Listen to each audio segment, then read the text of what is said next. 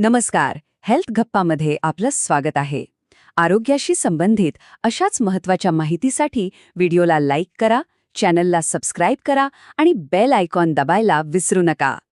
अंगावरून पांढरं जातंय आणि त्यामुळे खूप कमजोरी आल्यासारखं वाटतंय का? कंबर धरल्यासारखी वाटते का? ही एक अशी समस्या आहे जी अनेक जणींना सतावते, पण त्यावर बोलायला संकोच वाटतो. पण या सगळ्या गोष्टींमध्ये खरं काय आणि खोटं काय?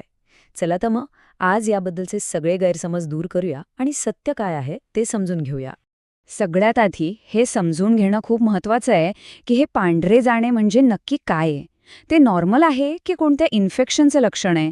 यातला फरक ओळखता आला ना की अर्धी चिंता तिथेच कमी होते.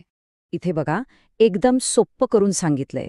डावीकडे आहे नॉर्मल स्त्राव, जो रंगहीन किंवा पांढरा असतो, त्याला वास नसतो. खरं तर हा स्त्राव गरजेचा असतो. तो आपल्या शरीराची नैसर्गिक स्वच्छता प्रक्रिया आहे.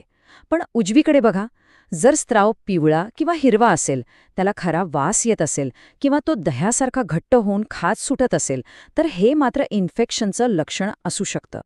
आता येऊया त्या गोष्टींकडे जे आपण वर्षानुवर्षे ऐकत आलो आहोत, म्हणजे गैरसमज. आणि त्यामागचं सत्य काय आहे तेही पाहूया. हा गैरसमज तर आपण सगळ्यांनीच कधी ना कधी ऐकला असेल, नाही का? की अंगावरून पांढरं गेल्यामुळे शरीरातलं कॅल्शियम कमी होतं, हाडं कमजोर होतात आणि त्यामुळेच कंबर दुखायला लागते. पण हे खरं नाही आहे. हा सगळ्यात मोठा गैरसमज आहे. पांढऱ्या स्त्रावाचा आणि हाडांच्या मजबूतीचा किंवा कंबरदुखीचा थेट असा कोणताही संबंध नाही. मग प्रश्न येतो की कमजोरी आणि कंबरदुखी काय येते? तर त्याची खरी कारणं वेगळीच आहेत. जसं की ॲनिमिया म्हणजे रक्ताची कमतरता किंवा शरीरात कॅल्शियमची कमतरता असणं. त्यामुळे स्त्रावाला दोष देण्यापेक्षा या खऱ्या कारणांकडे लक्ष देणं जास्त महत्त्वाचं आहे.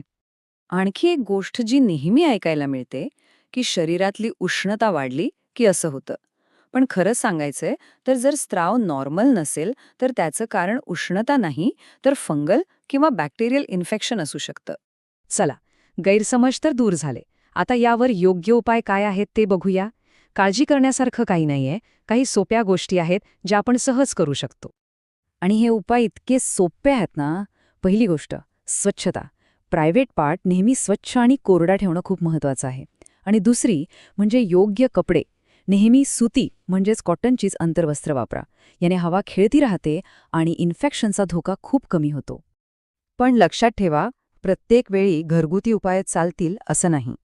काही विशिष्ट लक्षणं दिसली ना की डॉक्टरांचा सल्ला घेणं हेच योग्य ठरतं. ही लक्षणं नीट लक्षात ठेवा. जर स्त्रावाचा रंग बदलला असेल, म्हणजे तो पिवळा किंवा हिरवा दिसत असेल, त्याला खूप खराब वास येत असेल किंवा त्या जागी खूप खाज सुटत असेल, तर अजिबात उशीर करू नका. लगेच डॉक्टरांना भेटा. योग्य उपचारांनी हे पूर्णपणे बरं होतं. तर या सगळ्या चर्चेवरून एक गोष्ट तर नक्कीच स्पष्ट होते.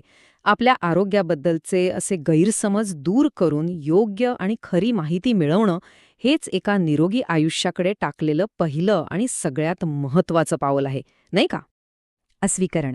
या व्हिडिओमधील माहिती केवळ शैक्षणिक हेतूंसाठी आहे. हा वैद्यकीय सल्ल्याला पर्याय नाही. कोणताही उपाय करण्यापूर्वी आपल्या डॉक्टरांचा सल्ला नक्की घ्या.